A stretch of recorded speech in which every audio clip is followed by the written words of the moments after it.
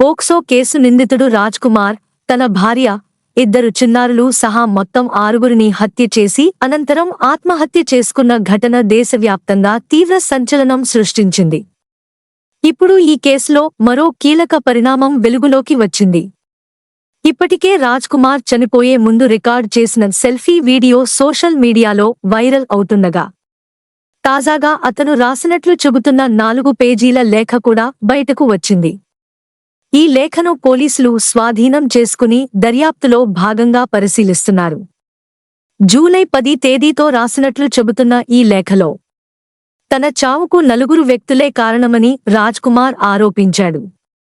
ప్రేమ వ్యవహారం పేరుతో తనను బ్లాక్మెయిల్ చేశారని, డబ్బుల కోసం నిరంతరం మానసికంగా వేధించారని పేర్కొన్నాడు.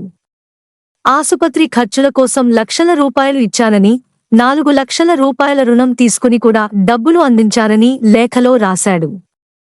అయినప్పటికీ వేధింపులు ఆగలేదని, పలువురు బంధువులు కలిసి తనపై ఒత్తిడి తెచ్చారని ఆరోపించాడు. పెళ్లి చేసుకోకపోతే కేసులు పెడతామని, ఇల్లు తగలబెడతామని, చంపేస్తామని బెదిరించారని కూడా రాజ్ కుమార్ పేర్కొన్నాడు. తీవ్ర మానసిక ఒత్తిడితో ఒకసారి ఆత్మహత్యాయత్నం కూడా చేసినట్లు లేఖలో ప్రస్తావించాడు. శంషాబాద్కు పిలిచి 5 లక్షల రూపాయలు డిమాండ్ చేశారని, డబ్బులు ఇవ్వకపోతే అత్యాచారం కేసు పెడతామని బెదిరించారని, చివరికి 50 లక్షల రూపాయలు డిమాండ్ చేశారని కూడా లేఖలో ఆరోపించాడు.